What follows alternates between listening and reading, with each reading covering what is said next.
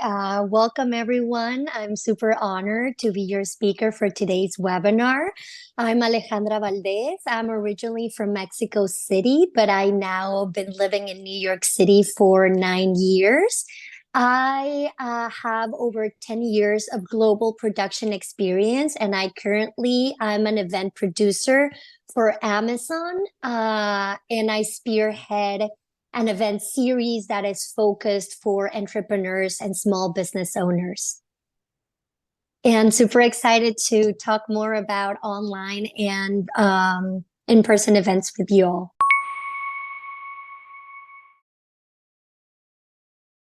Thank you very much. And I think I would like to start with something that it's our primary focus, and not only at Amazon, but I think this should be really the ethos, the breaking point in the planning of an event, whether it's virtual or in person. You have to start from your customer. That is the primary goal. Start from your customer. You have to ask, what does my customer need? Why are they going to be attending this event? Why are they looking, to take with them after attending, whether it's a webinar or an event? It's an experience. Are they looking to learn? Are they looking to connect? Are they looking to network? So that should be always your starting point. After that, you have to determine what are your goals, right? Because to be that memorable and to have an impact, you also have to see that return on your investment, right? Because that is also part of why we have these events and we put these webinars, right? So, and it's part of creating that memorable experience, right? So really determining those things are your starting positions. Your customer, what are the needs and what are you trying to fulfill and to help them with? And secondly, what is going to be your goal, right? Is it going to be more of an awareness, or is it really more of like a tool? Do you want to use this as a democratizing something, maybe information or education? Or, you're just wanting to create something that it's fun and engaging. And that's when you start, right? And how do you create those memorable events? And it's really different when you're in person versus where you're online. Right now, we saw that half of the attendees here prefer, 100% of the attendees here prefer an online experience. And I find that very interesting because I do see the market very different. For example, here in the US, I see it every day. It's the need and the ask for more of in-person interaction. I know even for entrepreneurs, even though they're very busy and they have super busy agendas, being part of a room and connecting, it's what really also fuels their careers and their growth as entrepreneurs and small businesses. So starting from there, it's really what it's going to dictate that, right? A memorable event design really transcends aesthetics. It's not only about what we see in that aesthetics, right? And especially, we can see that especially in that digital realm. It's really about creating more of like an immersive experience, right? That really has to resonate with your audience. And then why is it going to resonate? Because you're starting from them, from their need, right? And for example, for online events, this for me starts with the communication. How do you keep an event engaged? It starts with the communication that you send on day one, right? How does that invitation look? What is going to be that copy? What do you want to say on that first email? Because really that's going to be the hook, right? That's going to be the first entryway. It's kind of like judging the book by its cover, right? It's the first thing that you see. So you really have to make it appealing. You have to have those interesting marketing hooks and tactics, right? Of course, whether it's the speaker, whether it's the topic, right? Or whether it's the whole programming that you have for the day, right? So it really starts with that first email for me when it's an online event, right? This, of course, always include interactive elements within. We have seen day and day that static emails might no longer be the best way to go, right? People, at least here in America, they don't tend to really fully read their emails. They're busy, they're on the go, so they're constantly scheming. So the way of keeping them more engaged, through a lot of A/B testing, we have determined that it's always easy to embed videos, right? Those short videos, maybe a short hello from the speaker or a short invitation from the speaker always, adds a little bit more of personalization to those invites. Keep the message very clear, very concise, time, date, etc. And really, what are they taking? What are they expecting to, hear firsthand from such and such, learn about something very specific. And then, of course, while during in the session, and something that I've seen here since I've started, the integration of polls, right? Keeping the audience engaged through continued chat. And we can delve that into later, right? Because now I see the search of AI to have chatbots, right? That it's that constant engagement that can be happening while you are, while you're moderating. You can have that help, that recourse from an AI, having a chatbot actively interacting with your attendees. I think that's something that it's gonna, we are gonna start to see again and again more. And really, of course, all of these elements, it's about making the audience feel involved, feel included, right? That you are here because not only you're going to learn, but we're going to be able to hear you and hear your voice and hear your questions and get your answers and get your questions answered. So really, right, it's not only about that design, and when it's person, then of course there's so many more room to play, right? You can definitely play with that spatial design. You can do more of the modular set, a place where you see the content, and then another location within the same place where you have those active networking experiences. Another place for people to I don't know, to have a bite, to eat, to have those moments of food and interaction, right? You can really play with that modularity of the space to fulfill the needs of the event throughout. Of course, keeping it cohesive and having a flow, it's always super important, right? And above all, it's integrating that brand identity, right? Whether it's an event, whether it's an event series, or it's a solo event, it should have a brand identity and it should feel cohesive, right? From the inception and the communication to the day of the event, right? Keeping those designs element, that red thread running throughout the experience. That's really is what going to make the difference. Weaving the brand story into the aspect of every aspect of the event. It's really, truly so important, right? When you're in person, that sensory engagement, right? There's so many things, from the right venue, the right decor, like how we like to say, the devil is in the details. For me, as an event producer, it's really exhaustive details throughout, even in the bathroom, right? Maybe in the mirrors, you can put stickers, decals, that drive traffic to your social media hashtags, that maybe a QR code that drives to your survey. There's so many elements that you can start incorporating, right? To keep it interactive and visually stimulating. And also, you have to keep all events, whether it's virtual or in person, accessible to everyone.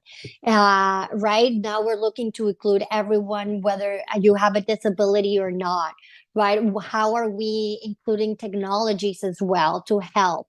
right? There's a lot of people that maybe they cannot hear. What are we doing to have active, now in Zoom, I see you have closed captioning. What else can we do? Right now, when you're live in-person events, it is required to have sign language interpreters, right? So really every day keeping every event inclusive, and that helps with engagement as well, right? And I can talk a little bit of like case study about my event series for Founders Table, and have it actively working on for the past couple years, which is the event series that I launched here in Amazon. For Founders Table, design plays a very, very very important role, right? Not only aesthetically, but in our messaging, right? We play a lot, we keep it simple, but it's very visually stimulating. We have a lot of geometric shapes that are incorporated throughout our set design and also in our communications. And it has something that it has now that brand identity, right? Now you see those geometric shapes and their brain automatically, drives them to, oh, that's a Founders Table event, right? So it has really become even part like a character even. I play a lot with sets that are very modular. My host has different talking points throughout our set, whether it's a group conversation, they're sitting in the living room, whether she's having more of like keynote and maybe housekeeping notes, it's more in a solo presenter space, right? And it's really playing with those. And I'm not saying that it's not possible online. You can definitely do it online, but maybe the infrastructure that you would need would be definitely different. You would need to have a broadcasting studio and maybe have a more elaborate AB setup, of course, to do this type of transmission. And I can continue because I have a lot to say about online events, because actually, Founders Table is an online event actually as well as in person. It's a hybrid event. So there are definitely different, points that, talk to each aspect.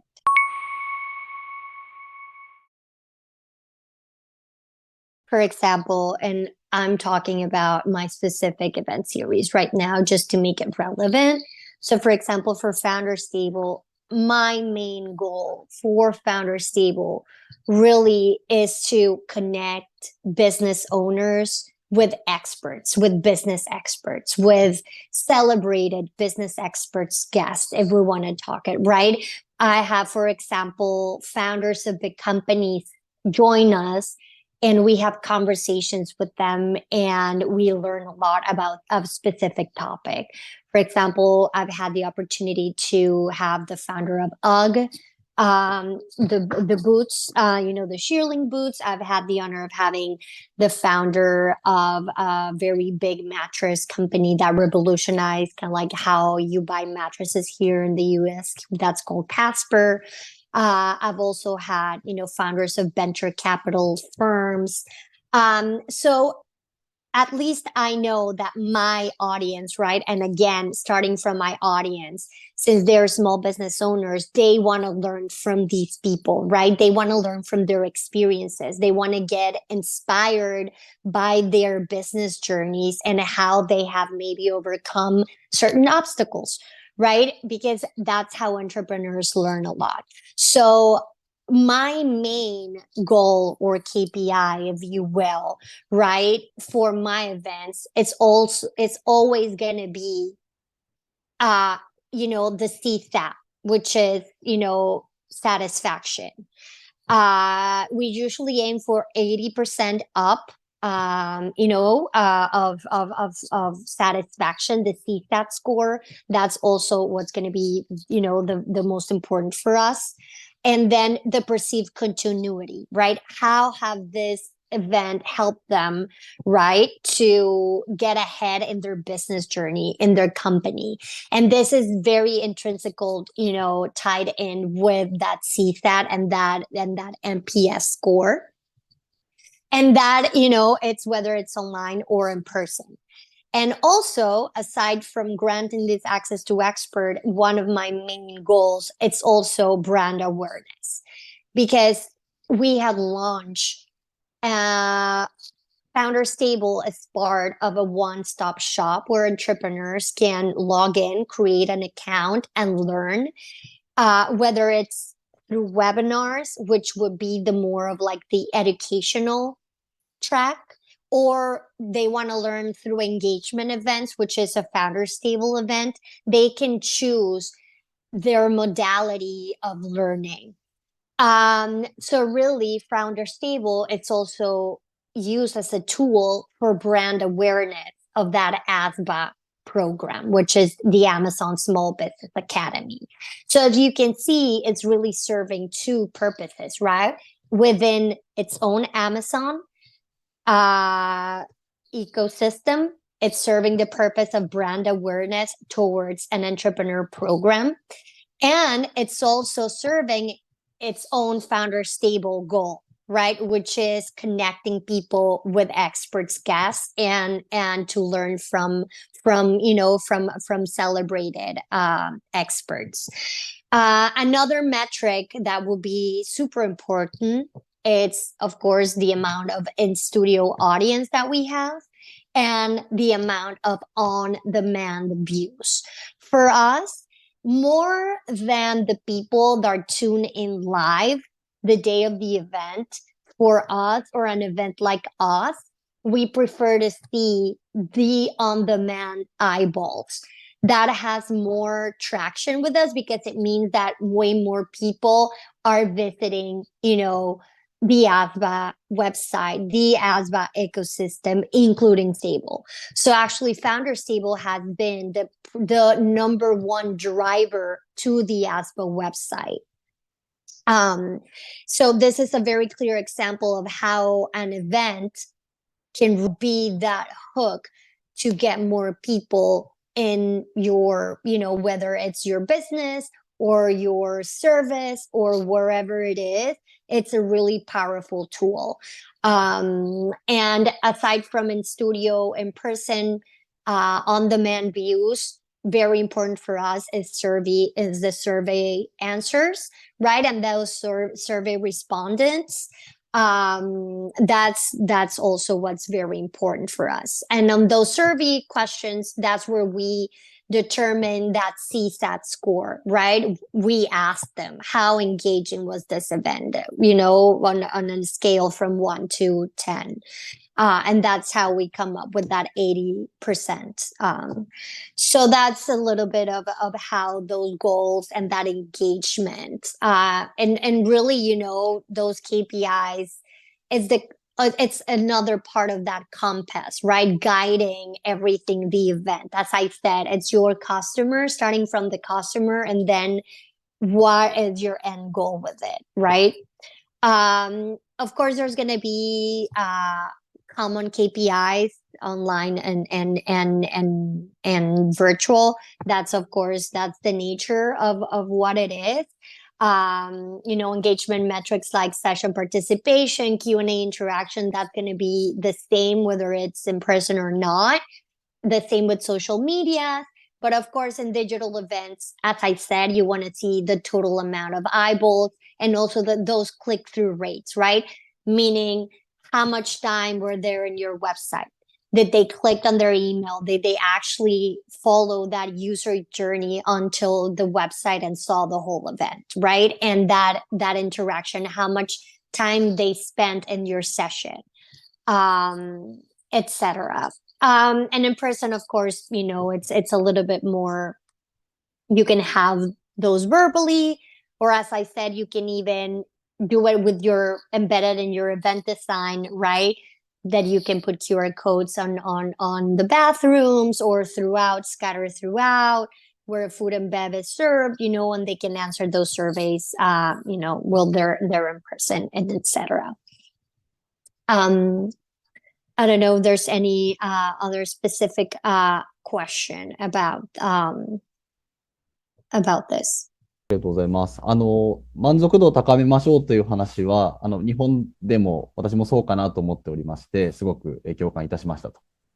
で、ちょうどですね、12月の1ヶ月間ぐらいで、140社様に向けてですね、ウェビナーの実態調査ってオンラインイベントに限ってなんですけど、そういうのを行ったんですが、参加可否とかアンケート、あと満足度ぐらいは見てますって人が大体8割ぐらいだったんですね。で、その満足度を上げることは確かに理解してるんですけど、その構成要素って何なのかなっていうのがすごい気になりました。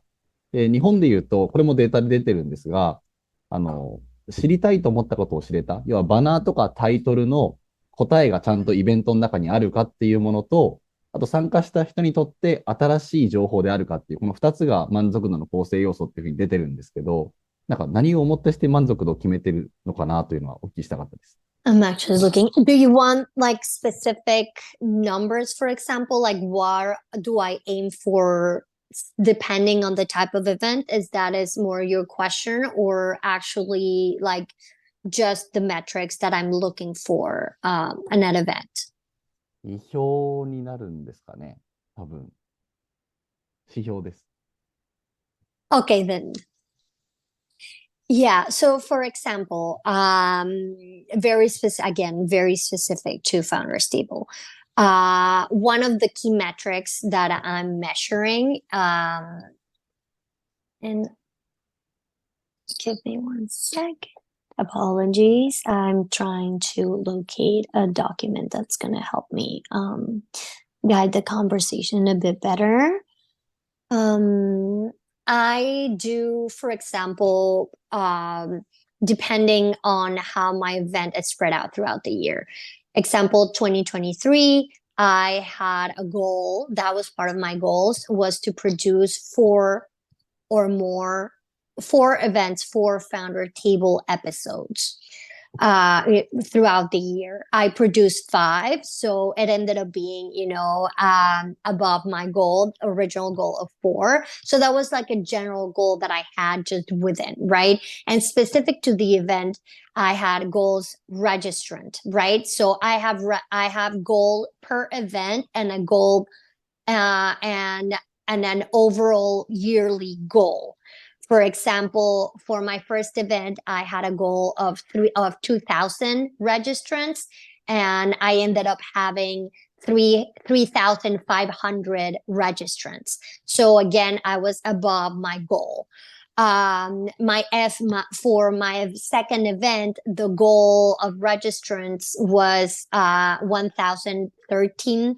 1,300, and I ended up having 1,500. So again, it was above goal for 43.63%. And then that's registrants. I have another metric that are the actual attendees, right? Because we know that there's always a drop off from people that register to people that actually attend, right? So, for example, my event number 1, I had a goal of 900, right? But I only had 761. So I was a little bit below my goal, right? But I surpassed my registration goal. So it really depends, right? So it worked for something, but we saw that attendance was a little bit low that we wanted. In studio audience, I have a lot more control because I do have a limit amount of people that I can have in that studio, because at least my event specifically, it's more like a TV show. It's set like more like a TV show for entrepreneurs. So I do have an in-studio audience. So we do have like that lively, applause and, commentary and live questions that keeps it more engaging. So that is limited, and I have more control who I invite. And usually I don't have a problem with those. If I have 20 people, I can, invite the 20 people. This time around, I have 75, and I ended up having 90 people in person. And then another key metric for me is total viewership. As I said, for us, this is one of our prime metrics, that awareness would comes with the total viewership of that video on demand that it's premiered after we record it live in front of a studio audience. So for example, I have a total goal for last year, for 2023, was a total viewership of 5,000 views throughout the 4 events. You know, so it really depends where your goal is and your end goal is. Again, as I said, perceived continuity, which for us meaning how impactful has been this event in your business, and then the CSAT, which is the customer satisfaction. So those are my metrics and example. Those are my key KPIs and the metrics that I use, which you know, things that I can say. I cannot say much.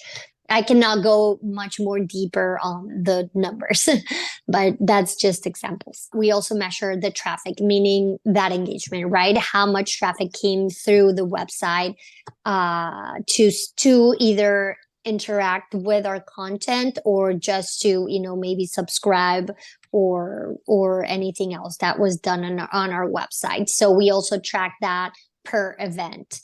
For example, I had a goal of 400,000 clicks, and we're way past over that.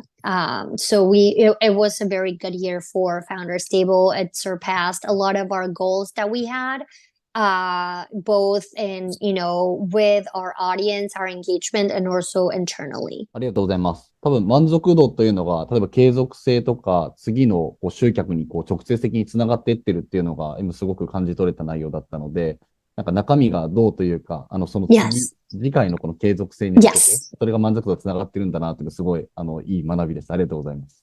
Everything, of course, you know, dashboards, a lot of metrics, and as I said, you know, by quarter, by events, and what is your percentage to goal, you know, whether it's per, you know, to the goal of the year or to the goal of the event. And we compare. I do a lot of comparisons, you know, with all my events. そうですね。まあ、事実、このアレハンドラさんとかのこういうウェビナーって参加率高いんですよ。だから本当に皆さんが多分楽しみにして満足してるんだなっていうのを感じます。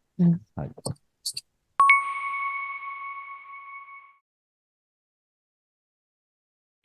Well, more than metric, I do use a very specific networking program that it's called Brain Date.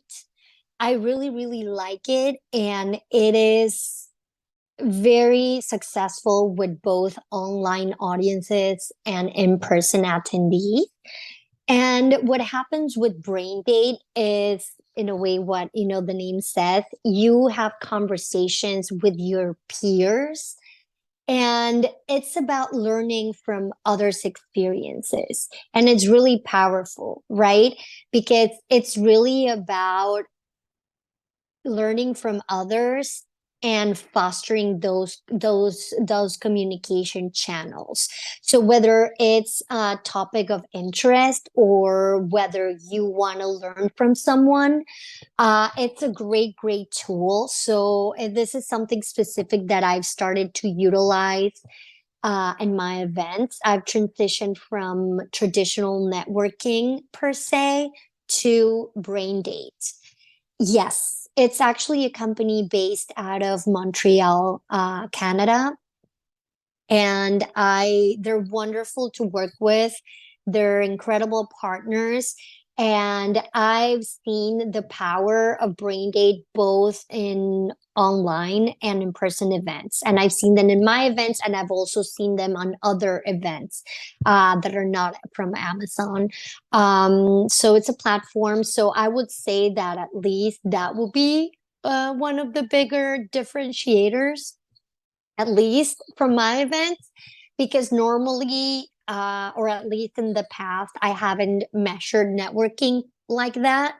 And right now I do have something, and that something is Brain Date, which helps me actively measure how many communications, how many brain dates, how many people interacted with each other, how many groups were created. And what it's great also, brain date gives the opportunity to facilitate, getting your peers information, right? Sometimes we are busy, we forget to get the contact number or the email. And through brain data, it's easier to keep that connection. So I had a specific measure, of how many people utilized and how many people engaged on brain dates. That was my unique KPI and metric for this event series.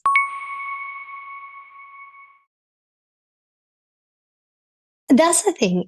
Amazon, we have to keep in mind that it's a huge corporation, right? It's the biggest company, right? I believe in the world, or one of the biggest, if not. So Amazon is really segmented internally, and they're very different departments. So it really depends on which part of the organization or department you are, because I'm pretty sure on some parts of the organization, they have a more succinct goal of actually having amount of sellers that get, for example, onboarded as Amazon sellers, right? I know that there's a big part of and groups that attract small businesses so they can become sellers on Amazon. But specifically in my part of the org and my part of the work that I do, since it's more focused for early stage entrepreneurs, really our goals ends up being brand awareness, right? Having people know about our initiative, about our programs, about all the resources that we have and that we are producing for them to learn from. So it's brand awareness. And then, of course, the main one, it's customer satisfaction. Knowing that we are fulfilling those needs and we are helping them with those educational or engagement gaps that they have in order for them to launch their business successfully, or maybe for them to scale their business successfully, etc. So that is very specific, to us. But I know that in other parts, the end goal, it is ultimately transforming those businesses into Amazon sellers.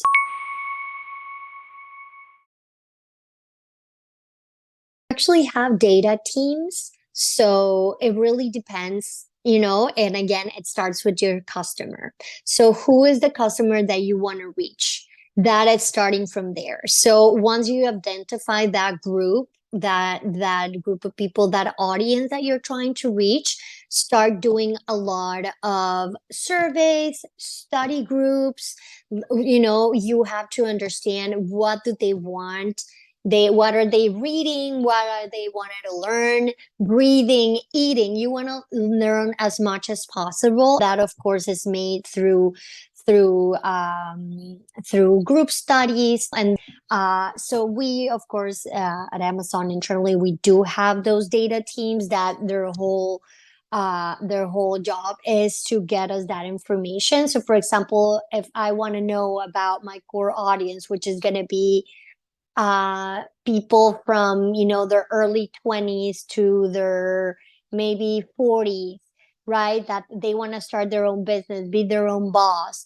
What I needed to understand them first for me to say, oh, okay, I see what they need and how they want to learn this, right? So it's really about learning and knowing everything, what you can about it, about your target audience. So data is the most important and the most impactful. That's what is going to tell you the story. That's really where all the answers are going to be. So of course, doing a lot of surveys and again, group studies that you can engage with and ask questions, focus groups, all of that.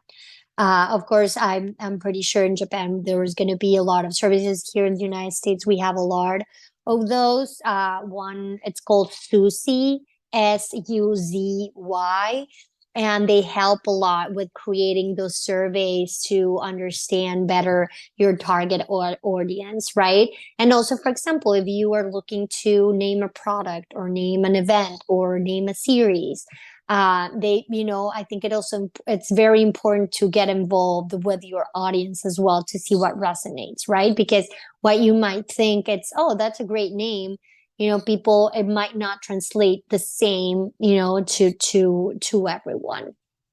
So definitely data, we are very data driven. Every decision is actually data driven, to the point to where and what is the best day, what is the best time to have an event, right? To do an online event, what's the best day and time? How do we get our topic the same, right? I need to be in constant communication with my audience. What do you want to hear? Again, it goes through surveys, data. So we are very data centric, and that should be throughout everything.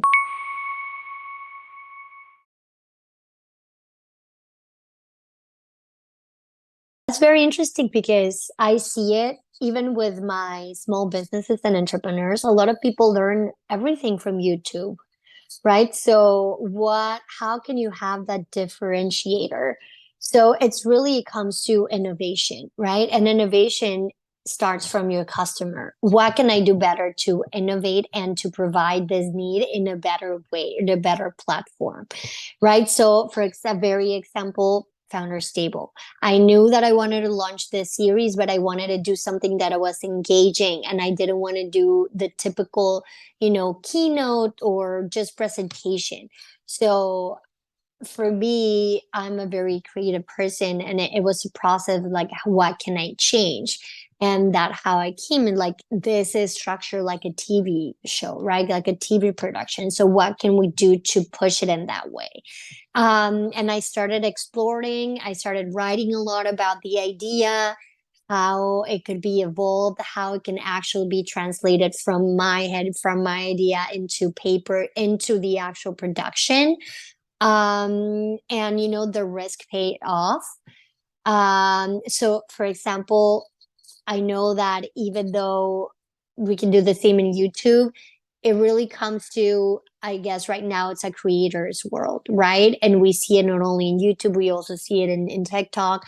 We see it everywhere. We see it even also on Amazon, right? Now you have to have those creator sections where people are actively testing, talking about products, and that's how you get your customers, right? So we have to understand that the amount of time that people are willing to be on a screen listening or learning, it every day it shortens, right? So that attention span, you have to really innovate to keep engagement, right? And that's why the rise of gamification and the polling and adding emojis and everything to keep that kind of like social media type. They've now become not fully, but of course, as you know, online has been the primary way of now doing it, and what is the preferred one. So I definitely see it bleeding more, and maybe there's going to be a moment where we're going to start seeing micro events. Maybe I see that as a trend, like a micro event happening on TikTok, right? Like or kind of like flashlight keynotes that people can learn, kind of like really quick master classes. And YouTube is it will be a great channel to post that and to have that. Whether you have it free or, subscription based, but that's definitely where I see it going.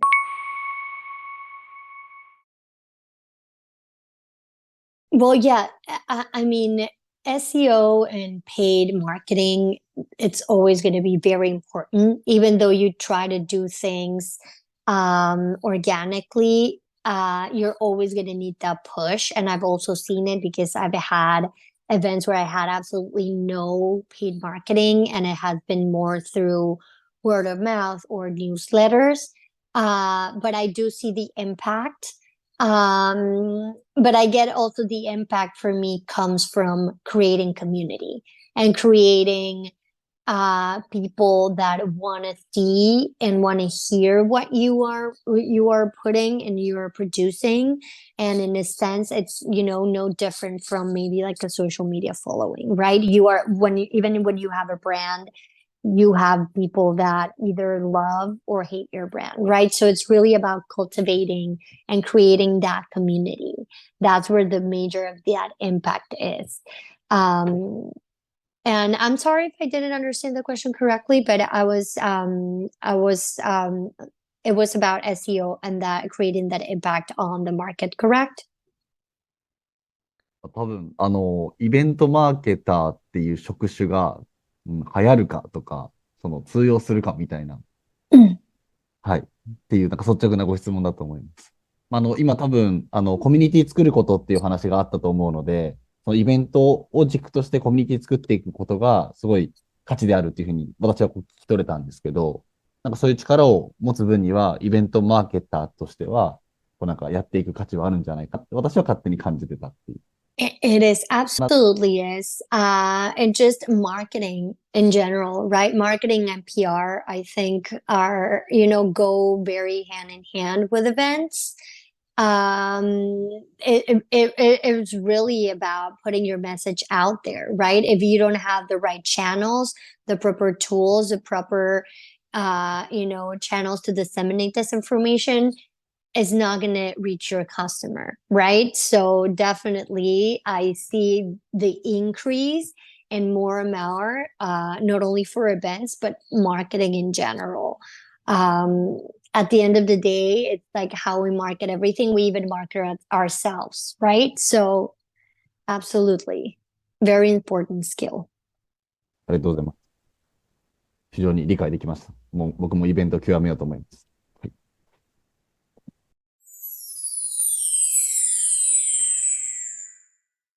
Thank you so much. It was an honor, and I talk a lot, so hopefully we did get all the information that we needed, and I would be honored to, to participate again. I love events, I love production, and I love collaboration and global collaboration. So thank you.